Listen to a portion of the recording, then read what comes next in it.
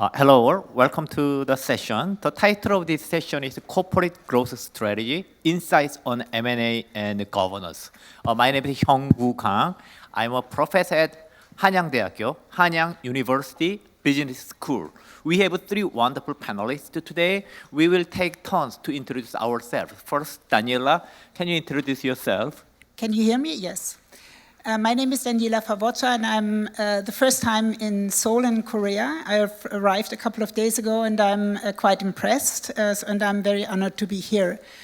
I am a lawyer on the one side. I am part of Hengeler Müller, which is a German corporate and M&A finance banking law firm doing predominantly international cross-border work.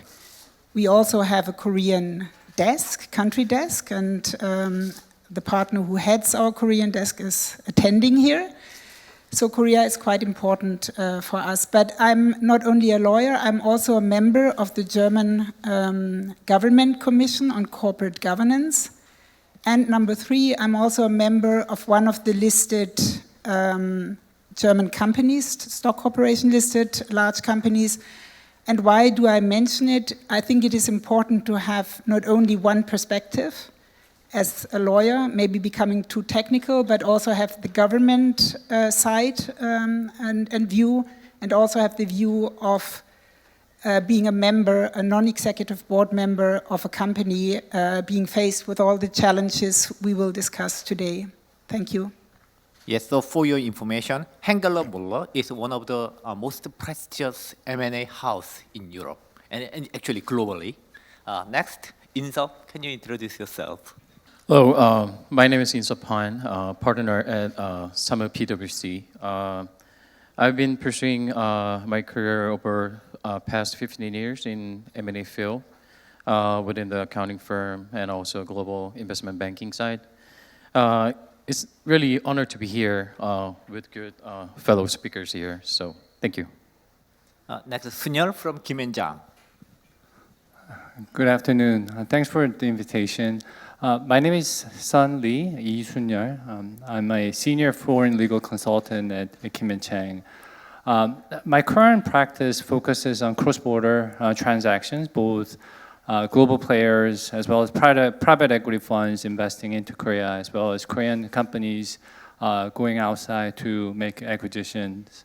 At the same time, I also do trade compliance and supply chain related compliance as well, which these days are quite related to the transactions that global players as well as Korean players are doing worldwide. I'm also a director at KOTRA, which is a trade and cross-border investment arm of the Korean government. Thanks, and look forward to discussing further. Thank you. So let's get to the discussion. Our topic is, again, the growth-oriented merger and acquisition. So about growth-oriented merger and acquisition, what is the key success factor, key strategy, and then governance structure? Daniela, can you start first?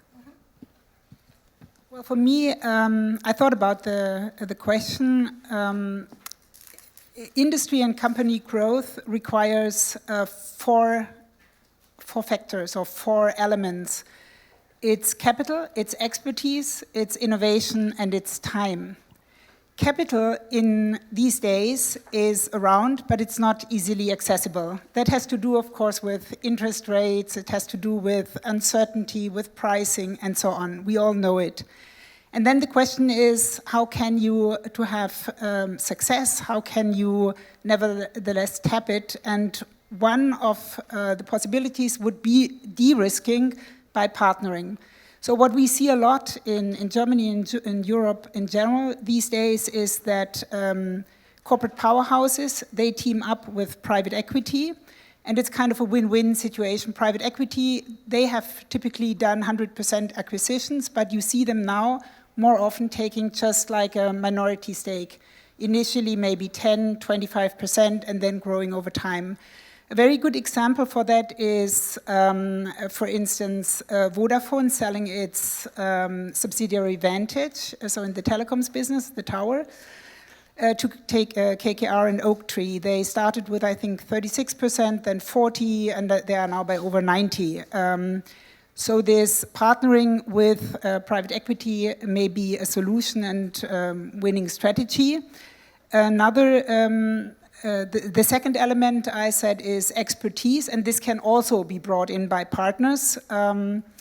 And one example for that one is that has been just recently announced, ThyssenKrupp partnering with EP Group, and you have ThyssenKrupp's capabilities in material handling, and then you have EP Group. They bring in energy expertise, and they help to decarbonize then the steel business. So again, partnering can be very helpful. Then I said the third element is innovation. Take AI, I mean, it's all over, and AI requires capital and expertise. So again, you are back to the two elements I just mentioned. And then time, which is also quite important, and it's twofold. On the one side, companies are faced with so many challenges, and things are changing so rapidly, so you don't have time to grow organically over time. You have to move quickly, and one element to move quickly is again M&A, that can, where you can invest or divest businesses which are no longer adequate or businesses which you desperately need. That is the element where time is of essence. But then on the other hand, I said time is twofold. Time, sometimes post-M&A, you need time and you need more time. And in particular, if you have a listed company, we have the short reporting cycles, which you may know also from Korea, of the stock exchange. Every quarter you have to report your financials. And this may be contradictory to what you need. So this leads to the next trend, and this is taking private. A lot of the private equity companies, after they have taken over publicly listed companies, they take them private to then have more time without being obliged to report permanently, to restructure and reorganize the company and make it fit for the future. I don't have much experience with taking private, but we see that like similar trends in Korea. Large private equities acquiring this listed company and then delisted, and then of course enhance the performance for the certain time period, and then taking an opportunity to released it in the market, stock exchange market, or just reselling it to other buyers. So yeah, similar trends we're just seeing in these days.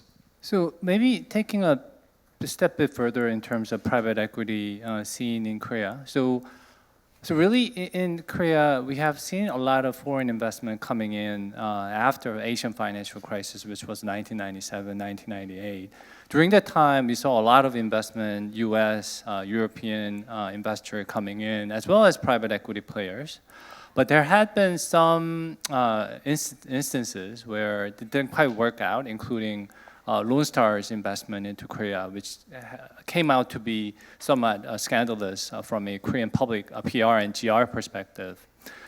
So we saw like a period of maybe 7 to 8 years where global private equity players scene in Korea had somewhat slowed down. But starting from around 2010 and 11, we saw kind of bump and again an increase of investment by private equity funds, including Morgan Stanley. We also saw KKR, and also from a local market perspective, we saw local as well as regional players also increase their presence, including MBK and Han & Company, and also to a certain extent Anchor Private Equity. So these days, together with, yes, the global market has somewhat slowed down, maybe except for US. I take it that European market and also Korean M&A market is somewhat slow, relatively speaking, as compared to maybe 2-3 years ago. Even though we are seeing the kind of market coming back. But in terms of restructuring transactions that are driven by Korean conglomerates and other corporate M&A players, we are seeing that given also uncertainty regarding this kind of financial financing of these transactions. We are seeing a lot of kind of teaming up with the financial investors, as well as trying to sell their assets to those with deep pocket, basically private equity funds who have dry powder to spend on these acquisitions.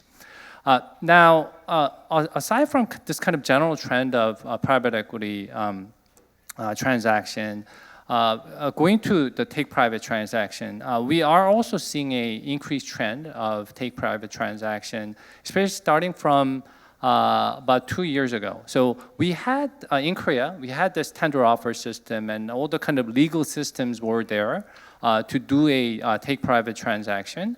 But at the same time, there were some hurdles, including a cash deposit requirement, which needs to be completed at the initiation of tender offer, which became really a hurdle for typical private equity players, because that would mean that private equity funds, as compared to corporate M&A player, they need to actually fund the deal before actually that tender offer starts, which gives a lot of burden to the private equity buyer trying to do a tender offer together with the acquisition of controlling stake, which amount to take control transaction.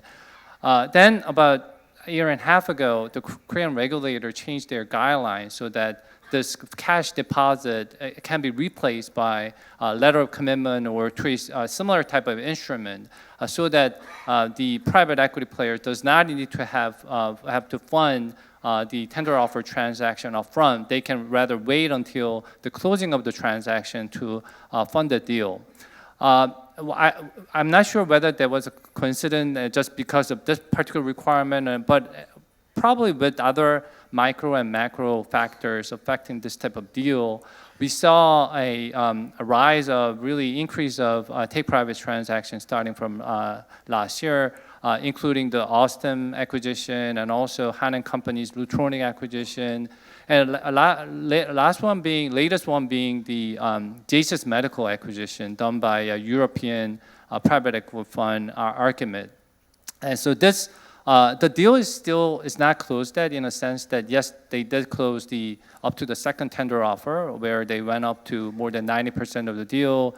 So they are proceeding with the comprehensive share swap transaction in order to privatize the company. And this is going to be one of the first transaction done by a foreign private equity funds doing a take-private transaction. And we'll probably see this trend. We are expecting that, especially as compared to Japanese M&A market, where they saw this similar type of increase of take-private transaction maybe 10, 11, 12 years ago. And then they're still seeing that a lot of take-private transaction going on in the Japanese market. So hopefully this is what we continue to see as a market trend. Okay, well, I have one following question. We know merger and acquisition tends to occur in wave. So do you think we are in the wave or we are not in the wave? If we are in the wave, what do you think, what kind of factor do you think will end this wave? Yes, Sunil. Maybe I can start and I can open the floor. As I noted, we are seeing different trends in different regional markets. So in U.S., we are seeing already quite hot M&A market, in the sense that a lot of transaction volume starting earlier this year or toward the end of last year. Korea and Europe are a bit more slow, but as compared to maybe, because I think all the kind of geopolitical events are affecting these markets, in a sense that the China-U.S. kind of trade conflict and a lot of measures that are taken by different governments in terms of building up kind of more impediments for foreign investors to invest. I think that also kind of are affecting the M&A activities in a sense. But I think at the same time, there are a lot of demands for growth that is in the technology sector, in the battery sector, semiconductor space, bio healthcare space. These are the sectors that are getting a lot of attention and which requires really both organic growth as well as inorganic growth, which means they do need to find necessary targets for them to do make up for the synergies and other kind of M&A those benefits that can be only driven by M&A. So my expectation is that at least for the foreseeable, maybe a couple of years, we'll probably see increase of that kind of M&A transactions. Okay, in that regards, my next question would be about complexities and challenges in growth-oriented M&A. Daniela, can you start? I see two main challenges. The one challenge being that global investment restrictions intensify, and the number two challenge is complexity, as you say, complexity of deals, no longer plain vanilla deals. So the intensifying global investment restrictions, that means there's greater scrutiny of who can invest in the country. And in Germany, but in Europe in general, we have had a wave of new legislation making it ever tighter to invest, and in particular to build up large blocks in critical infrastructure sections, which are of course very relevant for M&A these days.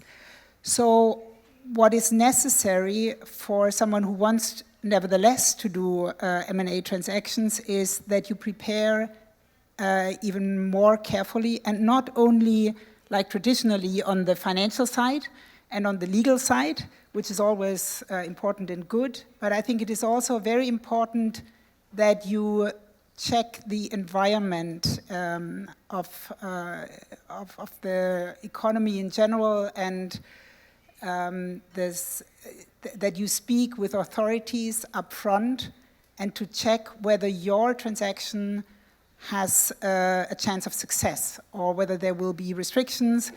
So it's also quite important to, and you see these a lot, that clients engage PR firms and do a lot of lobbying work up front to explain what they bring to the table, being a foreigner, be it from Asia, be it from the United States, to be welcome, to be welcome not only by the regulator, but to be also welcome, which is as important for the success of a transaction, by the employees, for instance, because they are, of course, afraid what will happen afterwards, after the transaction.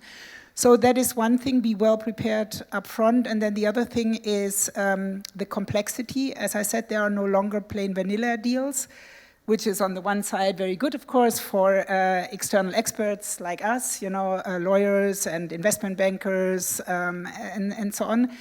But this has led to a very interesting trend in Germany at least, but I think in Europe in general, that corporate powerhouses build up their internal capacity.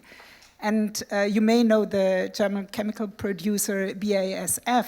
They have by now a team of a professional M&A team in-house of, I think, 330 experts, in-house experts.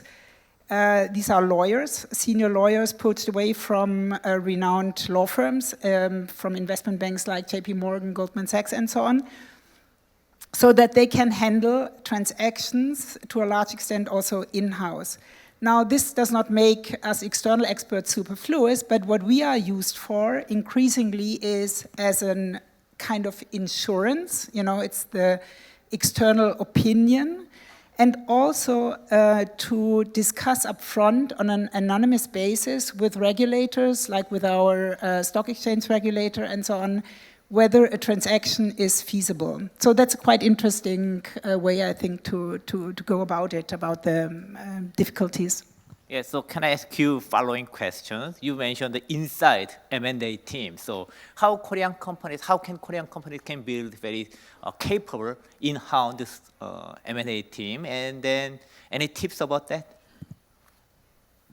From a German perspective, I would say, you have to employ the experts. You have, as I said, to poach away lawyers, offer them very interesting senior positions in the in-house department, so that they think it's better to be in-house than external. I think that is the key. And if you are very large, like Siemens has, or Deutsche Bank, BASF, as I mentioned, all the large listed companies, they do have these large in-house teams and they handle a large volume of transactions. So all of a sudden it becomes very interesting to be employed there rather to be employed maybe at an average external consultancy firm. Okay, thank you for nice answers. Insop, anything to add about complexities and challenges in deals? Before into the complexity issues, I just wanted to add one point to the M&A team. So I think that the company should have just a small group of people before the pre-deal stage. But I think it is important to expand those teams into other corporate functions throughout the M&A process, and also for the integration after the deal closing. Because a couple years ago, I had an experience to work for one global European companies for buy-side M&As. I was very impressed that they just did pretty much effort to come up with a proper plan for M&A task force team operation. And then of course, it is start from the small group, just a few members from corporate development, and then a couple counsels, lawyers from in-house counsel. But depending on the phase of the M&A, the company just expand those task force team into other corporate functions like human resources, research and development, and then marketing, and then procurement. So by doing it,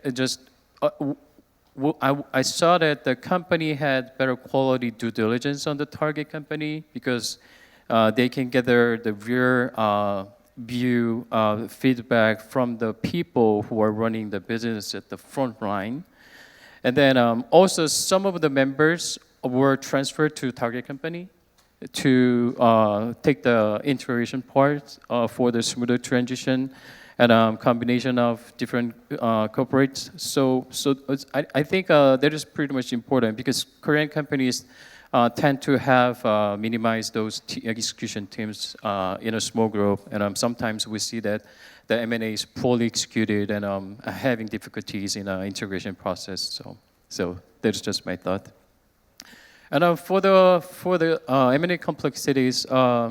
In accounting firm's perspective, I think tax structuring is also one of the core items to be addressed. So, because tax had immediate impact on cash flow, financial efficiencies, and also compliance and the overall value of the M&A transactions.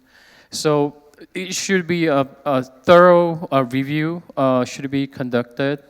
And it may start from the easy question, like where the acquisition vehicle should be established in tax perspective, but also it's important to understand different tax regulations and rules in different countries, in both buyer's country, seller's country, and also other countries that the company is running their businesses. So the company should assess, understand the overall tax profile, and also assess the tax-related cash flow to find the potential double taxation treaty or opportunities for tax savings. So I just suggest our client to engage the tax experts at the very early stage of the M&As. So the corporate can find the fine experts from accounting firm or the legal firms for the tax lawyers. So I think one of the main complexity within tax in current cross-border M&A environment. Yeah, thank you. Okay, so Sunil, you are a troubleshooter in the deal. So I want to ask you some hard questions. I'm in academia. So in academic finance, there are three key value drivers post M&A. They are governance, engineering, operational engineering, and financial engineering. Out of three, which is the most difficult, and how we can get over it? Thanks for the difficult question, which is not the plan. But I think each of the deal has their particular nature, and depending on which deal you're looking at, and based on the due diligence that the buyer will be doing, and also depending on what the micro as well as macro environment may be in terms of doing a particular transaction, we will take it that both three factors will need to be taken into account. But depending on, for example, if a particular target, what we call target as being the company to be acquired, has a corporate governance that is not really at the optimal level, then through due diligence, the buyer needs to think about how to make this kind of work after acquisition, which we typically call it PMI, post-merger integration.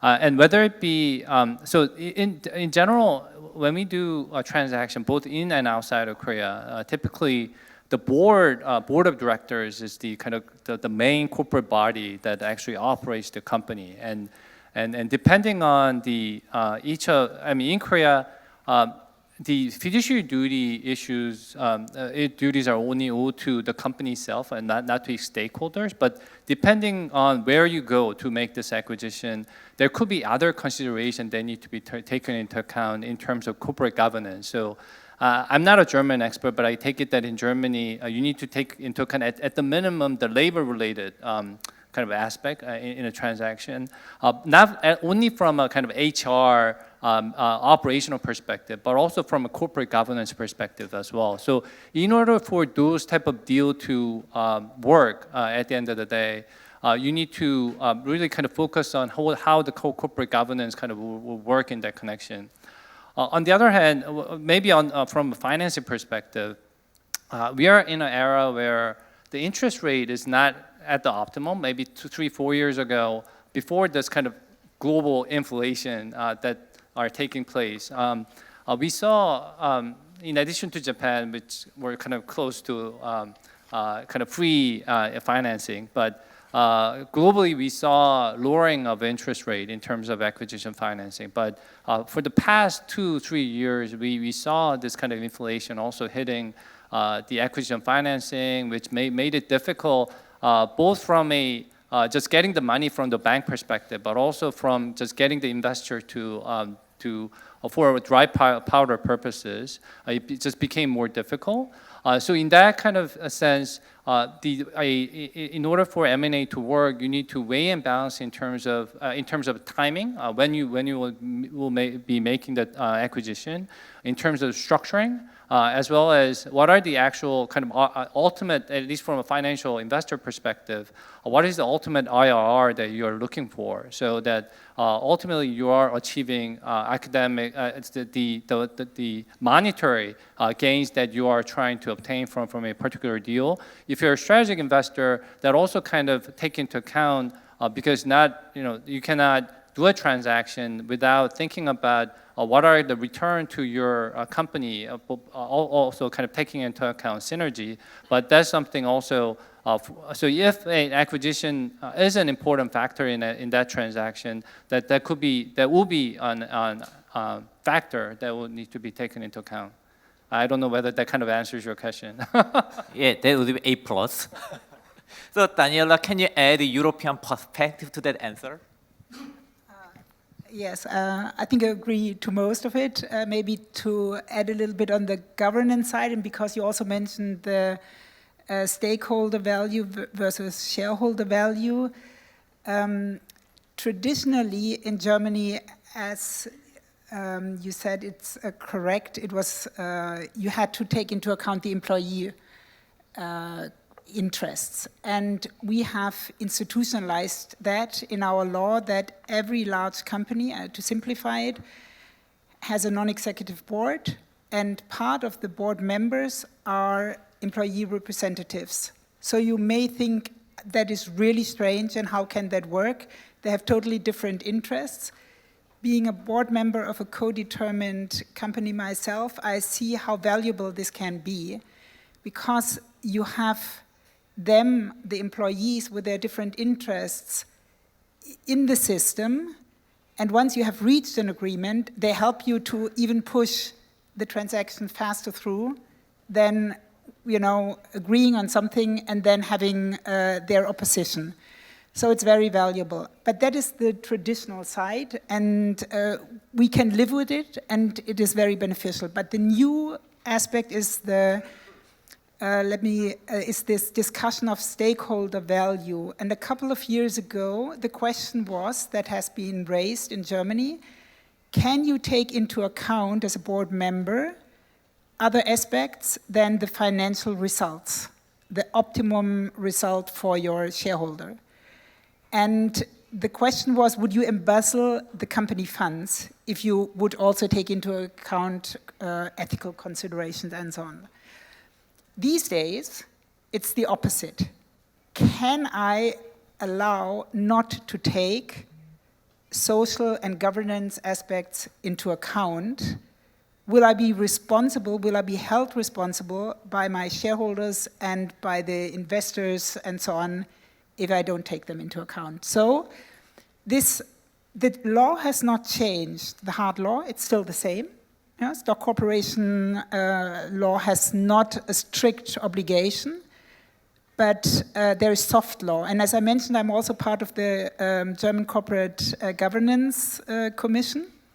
And we introduced 2 years ago, during the last revision, we introduced a soft law which obliges companies to either follow or to explain why they don't follow, comply or explain, to take into account also the interests of not only the employees, but of the customers, of social security, and in particular of the environment. Climate change and preserving our planet Earth has become so important. So even though there is no change of law, of the written law, it has changed de facto best practices. And one example, to give you just one example, is that board members are nowadays not only remunerated according to financial KPIs, higher EBITDA, turnover, and so on, but also one of the KPIs they have to take into account is ESG. So how much and how fast do they reduce negative climate impact, for instance, net promoter score, customer sufficient happiness, and so on. This will determine the earnings of a board member, and you can imagine that this then, of course, also will steer the strategy of a company. And to add on that, we have seen, we have a debate whether the shareholders and the investors can request the company to have a certain climate transformation plan. It's not law, it's a debate. But in advance of maybe a law that may be enacted in 5 years, last year one company voluntarily submitted this transformation plan to the shareholders' vote. This year, 2 listed companies, and next year, and they announced it already now, Bayer, which is a global player, announced that they will put it voluntarily on their agenda. So you see how much this discussion drives our, the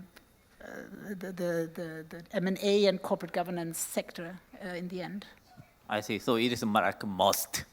We have to must consider that. It's yes. practically a must. I see. So insert, I have a particular question for you, because PwC is, as far as I know, well known for its excellence in operational engineering.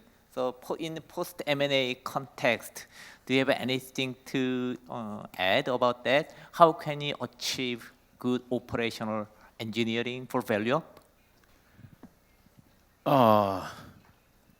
I'm not a M&A deal guy, so we're just done our job once the deal signing and closing. So I'm not familiar with the integration period, but we're just have an opportunity to work with the consulting firms that I think more specific specifically into operational engineering, but it is important to have dedicated team to have successful integration in operational perspective. So they should monitor the integration progress over the certain period after the deal closing is definitely important. And I'm also I think the corporate should have certain integration committee, and I'm also set up the regular meetings.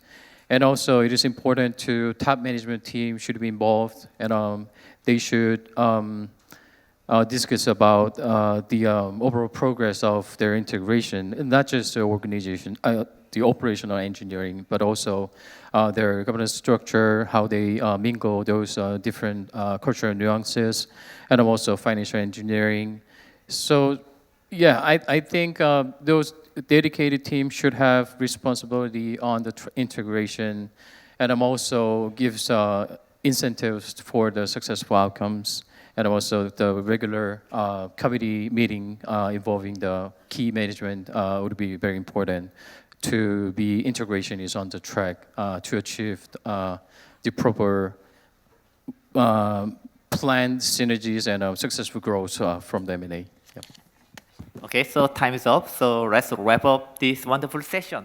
네, thank you for participating this session. 예, 참여해 주셔서 감사합니다.